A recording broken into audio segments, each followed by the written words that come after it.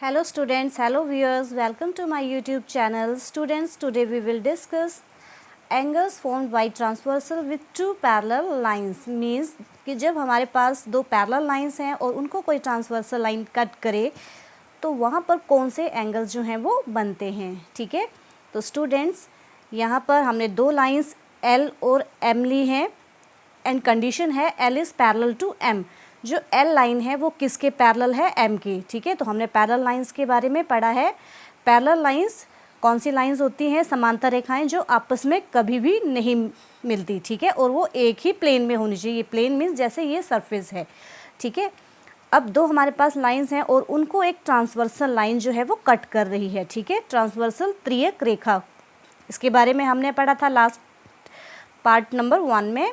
Then what is transversal? When a line intersect two or more lines at distinct points. ठीक है, then that line is called transversal. कि जब कोई रेखा दो या दो से अधिक रेखाओं को अलग अलग पॉइंट्स पे टच करती है तो उस रेखा को हम क्या बोलते हैं, त्रियक रेखा, ट्रांसवर्सल.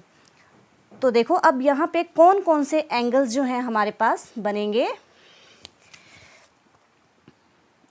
मान लो ये हमारे पास कोई पॉइंट O है और ये हमारे पास कोई पॉइंट P है. ठीक है, और ये जो ट्रांसवर्सल है इसका हम नाम दे देते हैं, ये कोई लाइन A है.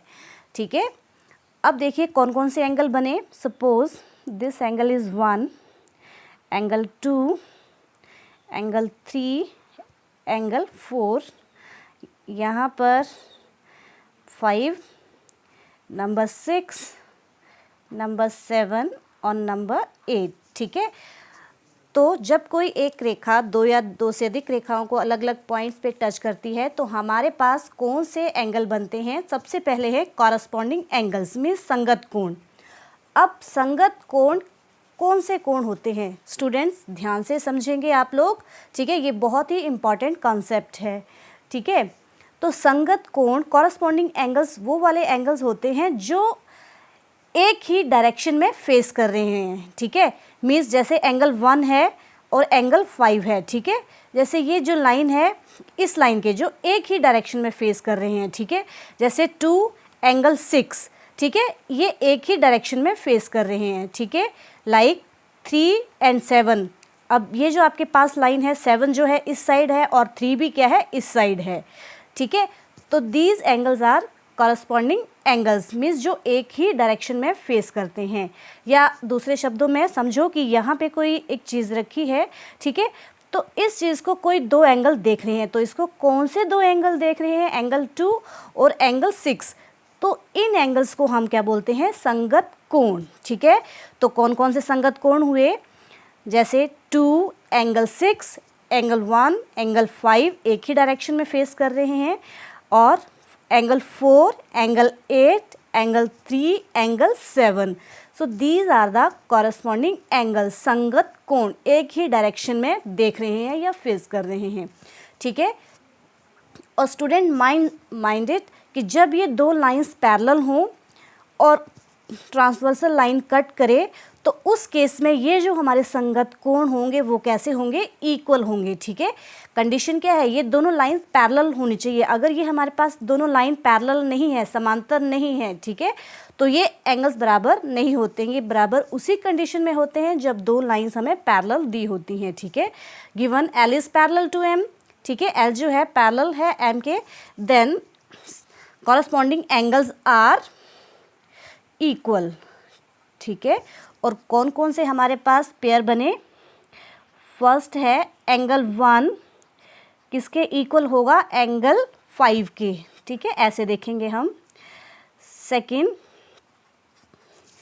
Angle 2 is equal to angle 6.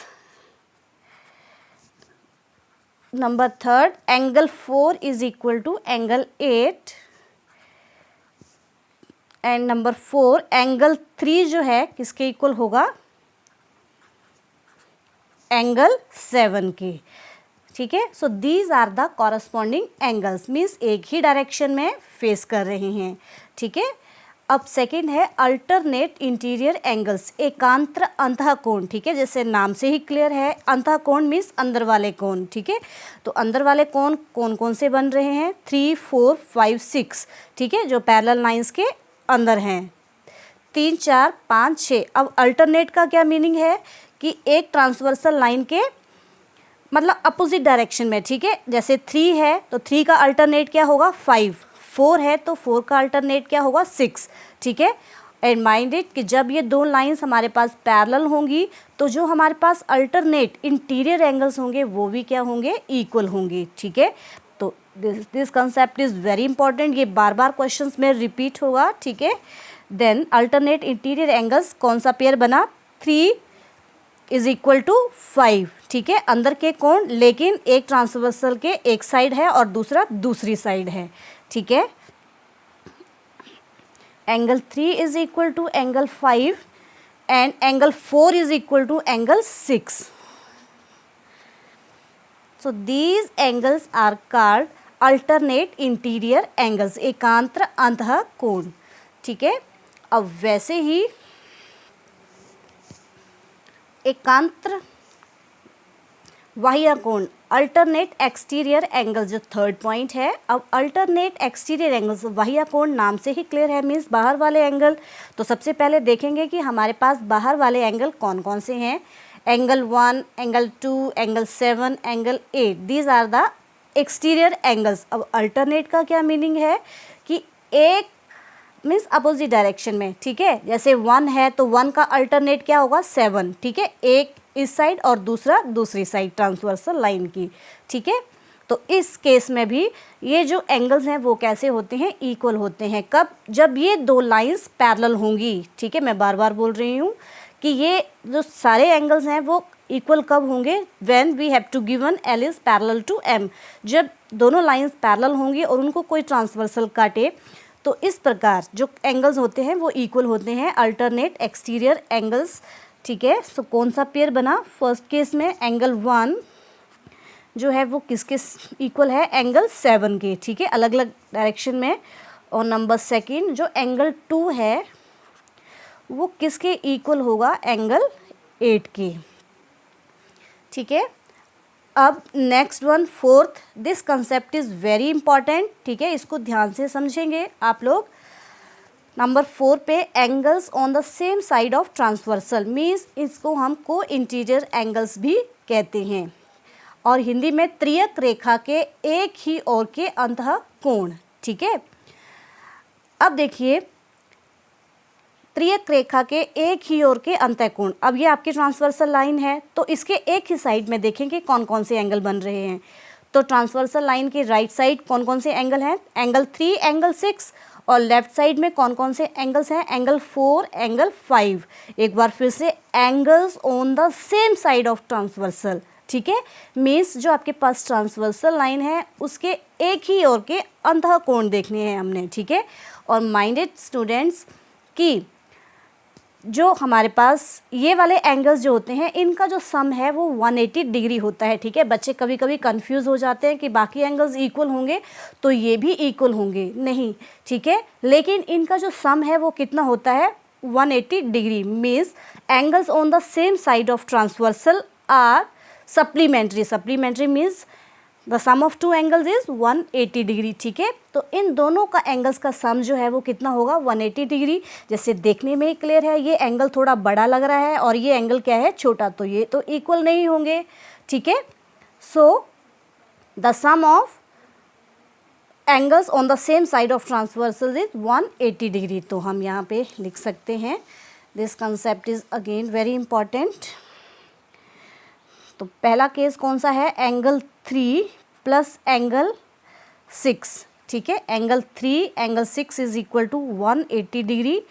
And number second, angle 4 plus angle 5 is equal to 180 degree, ठीक है। त्रियक रेखा के एक ही ओर के अंतः कोणों का योग हमेशा 180 डिग्री होता है, दीज एंगल्स आर सप्लीमेंट्री, ठीक है। अब एक इम्पॉर्टेंट बात और यहाँ से देखेंगे हम, जो हमने एंगल्स पहले पढ़े हैं। अब देखिए angle 1 plus angle 2 is equal to 180 degree. Why? Linear pair हैं, ठीक है। लीनियर पेयर हमने पढ़ा है कि जब कोई एक रे एक लाइन पे स्टैंड कर रही होगी तो वहाँ पे जो एडजेसेंट एंगल्स बनेंगे उनका जो सम है वो कितना होता है? 180 degree. So angle 1 plus 2 is equal to 180 degree. अब 2 प्लस 3 ये भी क्या है? लीनियर पेयर हैं, ठीक है, एक ही लाइन पे हैं।